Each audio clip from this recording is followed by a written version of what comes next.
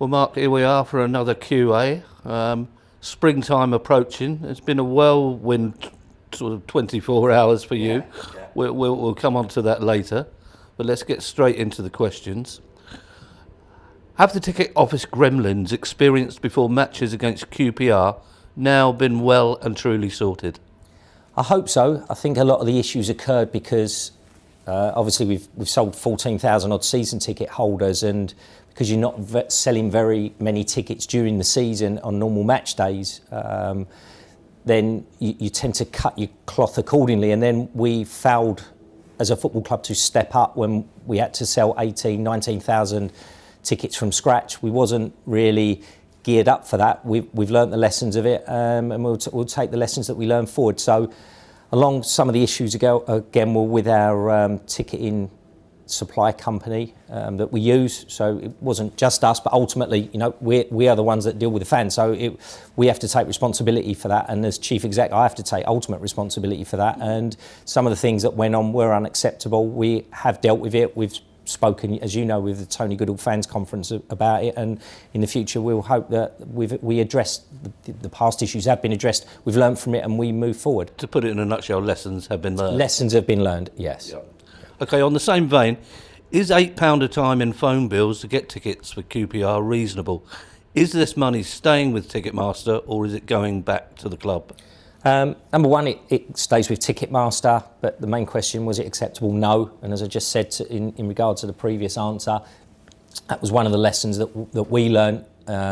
Ticketmaster, as you know, are our preferred ticket supplier, and they had a couple of issues that were out of our control, and we wasn't happy with that either. It was just a culmination of a few issues that combined to make specifically the QPR game not great for us. Yeah, it was totally different to a league game, isn't it, for instance? Yeah, in a league game, but the away team sell the away tickets.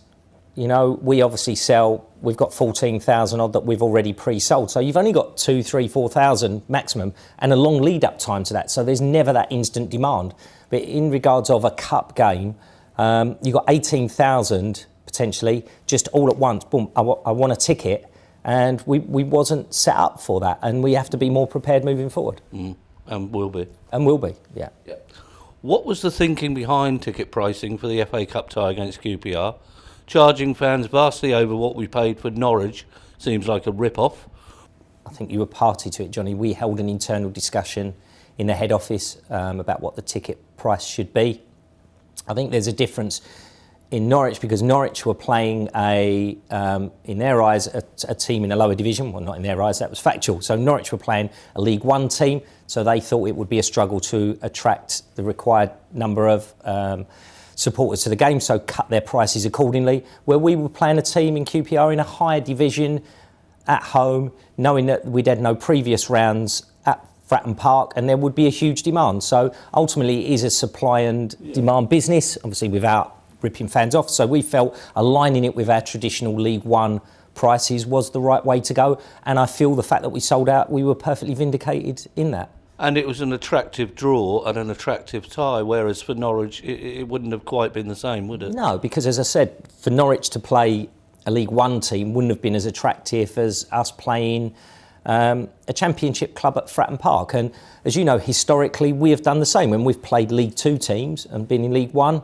we've done our prices, reduced them accordingly. And when we was in League Two and we played conference teams, again, we reduced the prices accordingly. So it's exactly what they did. But in this instance, we were playing a team in a higher division. We were playing a Championship club.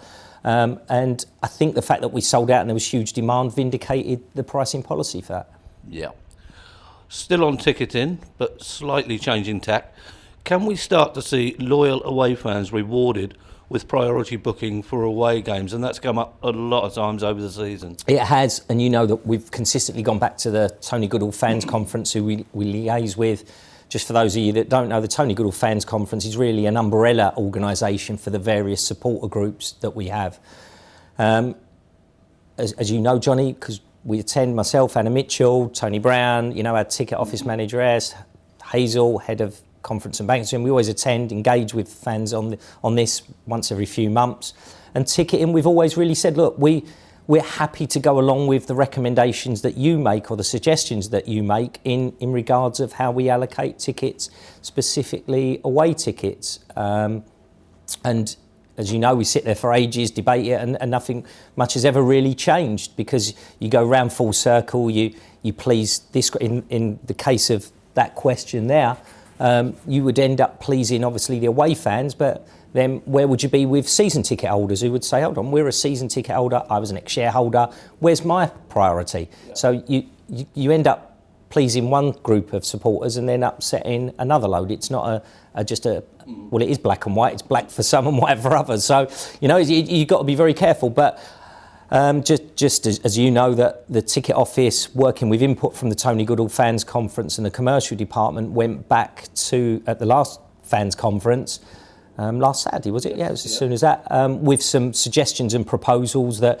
do include a loyalty scheme, do include suggestions related to our existing semi-unofficial away season ticket holders that obviously we know have a historical background in how they purchase tickets. And thankfully, I think, the suggestions we made, combined with some members of the Tony Goodall Fans Conference, but then to the wider group, went down really well. And hopefully for the start of the new season, I'm pretty confident that we will have a new policy in place that will reward those, take into account those that do go to away games as well as season ticket holders. And it was also interesting, again, it was reiterated that these situations don't come along too often, do they?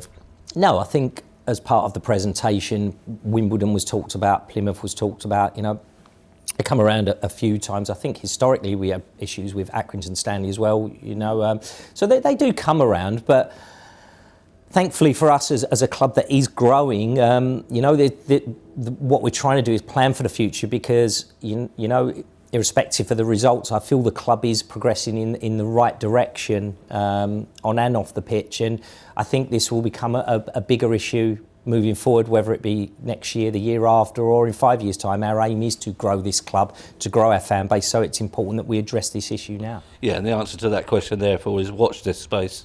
Yeah, watch this space. As I say, it's gone back to the Tony Goodall Fans Conference. They're discussing it with all their the membership groups that they're associated with, and hopefully for the start of the new season we'll have a new policy in place that is agreeable to more of the majority, because you're never going to get an absolute majority, but as many people as we can keep happy with that. OK, let's change direction a bit.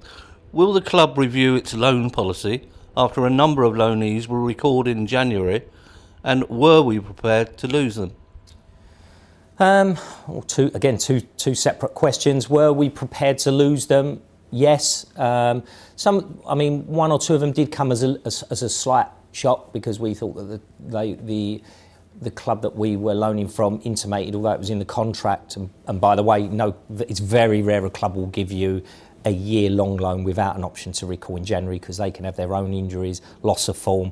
In the case of Ben Thompson, playing brilliantly at his loan club, so that clubs will always want to keep that option open for that reason. But yeah, with the exception of two, we thought that at least two that went back were here for the season, between the club and the player, though a decision was taken to go back. But they weren't exactly first team starters, but they were important squad players and had played a part in our success.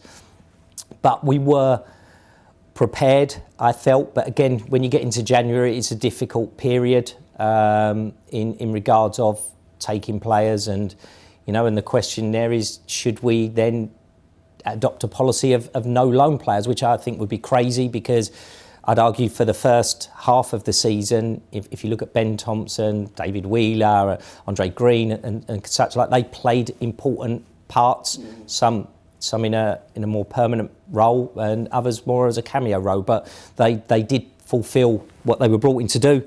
If we don't take loans, I think we would put ourselves at a serious disadvantage. But if you go fast forward now into this loan window, again, I still am confident that the players that we have brought in, whether or not they've made in the eyes of supporters an immediate impact now, I do think that they'll have an important role to play moving forward as the season progresses. Someone was saying this morning, if you take the Checkatrade final now into account, we're probably going to be hit 60 games plus this year. That's a huge amount of games to play, and you do need a larger squad. And as we all know, if you go back to the infamous Plymouth away playoff semi-final, where we'd literally run out of players, it's just so vital that we don't allow ourselves to get into that position. But yeah, I take on board, there's arguments for and against the loan system, but there's plenty of examples, and there's actually more examples than not of teams that have used the loan market, and the players that have brought in have made that positive impact that, achieve success for that club, especially in Leagues 1 and 2, where they've used the loan market well, and that's had a key impact in getting the club promoted. Thompson's name invariably crops up. It does, yeah. I mean, I think Ben was the one, wasn't it? I mean, let's be fair, he was a regular first teamer, he was influential, was winning man of the match for a lot of games. But if you say we don't use loans, then we wouldn't have had him here in the first place to lose, and he wouldn't have got us in that fantastic position that we found ourselves in at the end of December. Right, now look, this is a bit harsh, but we say it as it's written. Yep, go on. Have we sacked the man who did the January signings medicals? Yeah. If indeed they had medicals in the first place. Wow, that is a bit harsh. I think let's just go through that on a case-by-case basis. Yes, medicals were done in regards of all of our players. If you go through the 2 permanent signings that we made in Bryn Morris, so let's deal with Bryn. Bryn's only been unavailable, I believe, for 1 or 2 games. He came here, he was fit, he was ready to play. His injury was an impact injury, so it's not like he came with an injury. He actually got an impact injury during the game, which ruled him out, I think, for 1 game, possibly 2, so no blame attached there. Andy Cannon arrived, again, came on as a sub, I think, and then started the next game at Oxford.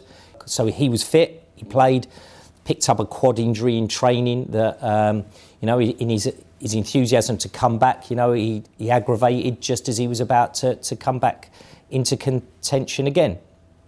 If you then go on to the loan signings, where do I start? Omar Bogle came in, great, came on at the second half at Luton after he just signed for us, had a great half there. I think he started the next 2 or 3, I could be wrong, at least 2, or he was definitely involved, and has picked up a hamstring injury, unfortunately, that's likely to rule him out for a week or 2.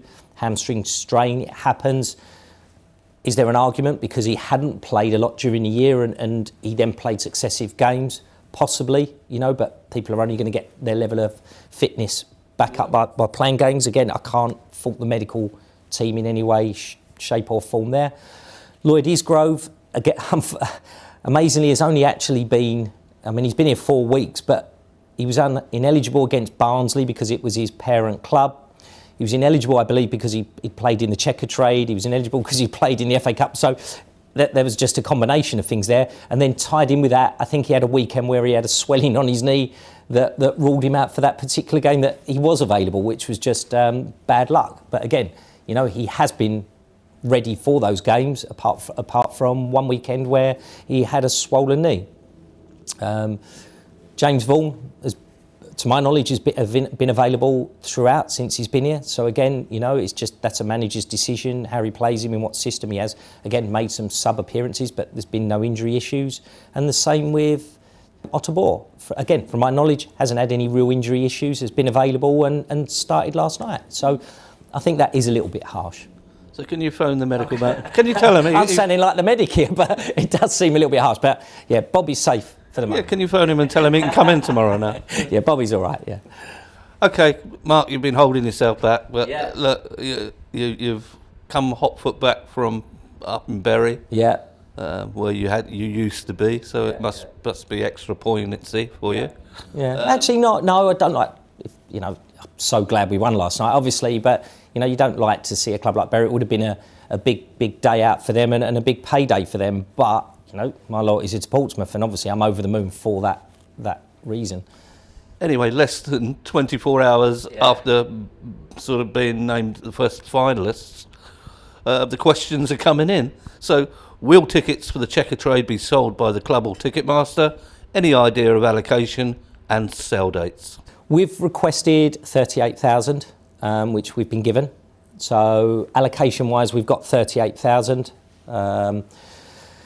It's fair to say that in the first 20, well, it's not even been 24 hours, as you say, since we put out expressions of interest to the fan base and said, look, are you interested? And we've had just shy of 10,000 individuals already say that they're interested. And that's not just on an individual basis. That's with a lot of them saying, I want to order 4, I want to order 10, I want to order however many. So I think we're confident of if we don't sell out, we'll be up in the 30s, definitely.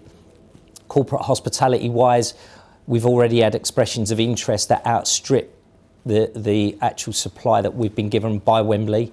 So I think, it's going to be a great day out for everyone. It was a weird one because, like everyone else, you've had this thing about the Checkatrade. Let's be honest. But on the Monday night, I went to bed and then obviously knew that I had a game the next day. And for the first time in a while, I didn't really sleep. It was on my mind. It hit home that you won game from Wembley, which was quite exciting. And during the day, I had butterflies in my stomach. I didn't really get nervous before a game, obviously, and you never lose that. But it was just a little bit extra special, the thought that it was one game from Wembley.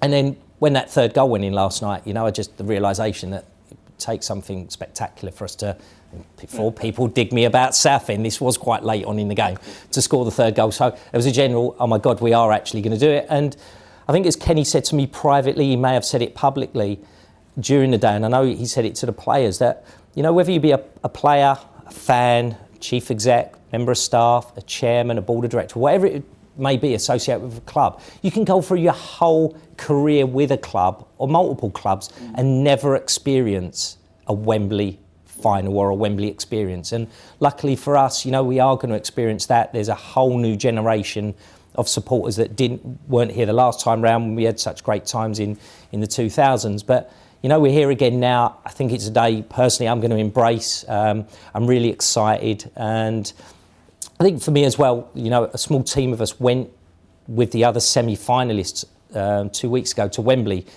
as part of the planning process for the game itself. And to walk around, you're explained on the day where the coaches park, they come in, and the players and the changing rooms and the ability to brand the changing rooms, and then you walk out at Wembley and you're shown this is where your fans will be, this is where the opposing fans will be, and you walk around the corporate hospitality lounges and you get to sit in the seats. It is a magical experience, and for me personally, and a lot of feedback I'm getting generally, that's the same for a lot of our supporters. So look, just go there, enjoy the day. Again, not naive. If I see people online that don't want to go, great, that's their choice. No one's saying them, but likewise, those that want to go, want to enjoy it, just go and enjoy it. I think it's going to be a great day. I think we're going to have an amazing turnout there. Again, people saying to me, who do you want in the final? I don't know, for different reasons. I quite like the fact of playing Bristol Rovers at Wembley, but I think a Sunderland-Pompey final would have an extra special tinge to it. And obviously that's what the authorities would want you... I think they would be over the moon with a Pompey-Sunderland final, yeah. OK, I don't know if you're supposed to answer these or not, but I'll read them both together anyway. Go on then. Can Mark please contact the powers that be and get Mother's Day moved? It's causing a domestic war in my house. And another one saying, can you write... Can I answer that one? Yeah, go on. Take her up to London, have a great day up London, then go and watch the football. Everyone's a winner. Yeah. I think he's talking about his extended family as well. Oh, so you could take them all up there. No, listen, but that comes back to it. I just hope for Pompey fans, because you never know. We might not be at Wembley for the next 20, 30 years. You just never know, yeah? And a lot of clubs have that gap between going. So it's just got to be a special day for everyone. We've just got to go, have a laugh, obviously stay safe, but, enjoy the day. Pompey family come together. We've been through a lot over the last 6 years. Just allow yourself that day, and just have a great experience. So you can't get Mother's Day moved? I can't get Mother's Day moved. Bottom answer, I'll just answer the question. Shame on you. Did a bit of politics there, skirting around the edges. I can't get Mother's Day moved. Well, and in this case, can you write to my boss and tell him I need the day off? Or kick-off delayed? No, that's a great question. But if he gives me his boss's number, I'll have a chat with his boss for him. Yeah. OK, look, 2013 when you came in, yeah, a lot of trials and tribulations since, a lot of problems to sort out. Yeah. Is Wembley for you a landmark occasion of where you are now? Well, I've never been to Wembley whilst working in football. So for me personally it is, but I think bigger than that for the club and where the club was and where it is now on and off the pitch. And I keep saying it because the two, have to running in tandem. I think we're in such a great position, and for the fans, and this is why I go back to just go and, just have a great day out, because the fans have been brilliant. We have been a team. This hasn't just been me or Michael or Ian previously, or Ashley Brown or Mark Catlin or any of the other board members or any of the presidents or any member of staff. The way that we have conducted ourselves in these last 6 years to get us to this position, and it is technically a slight fairy story to go from where we were almost out of existence, almost falling out of the league, to be in a great position in the league and to be at a Wembley final, is in it, and doing it the right way, doing it sustainably. No one, throwing crazy money at the club, specifically in the player budget. I think is a testament to all of us, testament to the fans, most of all for being part of that incredible team, and that's what it's been. It's been a great team, and I'm including Michael, I'm including our board of directors in that now, because they are part of the Pompey family, they are part of that team, and we move forward together. We lose as a team, we win as a team. But it has been steadily upward for you, hasn't it, since you came? So in the 6 years? Yeah. I think if you look at it and, go to pains, and this isn't about me, this is about the 6 years I've been here, and had the privilege of, being the chief executive here, that as a team, and I go back to the fan, and I go back to Michael, and I go back to Ian and the ball previously, we have had 6 years, bar 1 year on the pitch, of league pyramid progress in our league position in the structure, and I think that will carry on this year as well. And off the pitch, in regards of building our fan base, building our season tickets, building the engagement that we have with fans, and the amount of actual fans we have, that has steadily gone up, along with our commercial revenue and everything else associated with that. So, listen, it's been, and I know it's not a question, and I'm amazed it hasn't been asked, but I have been saying since August, when we've been flying high at the top of the table, we will have a blip. It's easy to stick together when things are going well. What will define us is how we react, when things haven't gone well. And we haven't had a great January, we haven't had a great February. But I believe now we've steadied this ship. We stuck together, there was no panic from anyone. I think, if anything, we've come closer together through this period, become more resilient, as you should. And, I look at great performance against Barnsley, unfortunately didn't get the result. A great performance last night, and we did get the result. We roll on to Saturday. If we can, turn this newfound enthusiasm now back again into a good result on Saturday and another good performance, then I think we'll be firmly back on track, and we'll have a great run in and again, generate that excitement that the fans deserve. Okay, apologies for the questions we couldn't ask today, but obviously another packed format. Thank you again, Mark. Right, thank you, Johnny, and thanks for everyone else asking the questions. Thank you.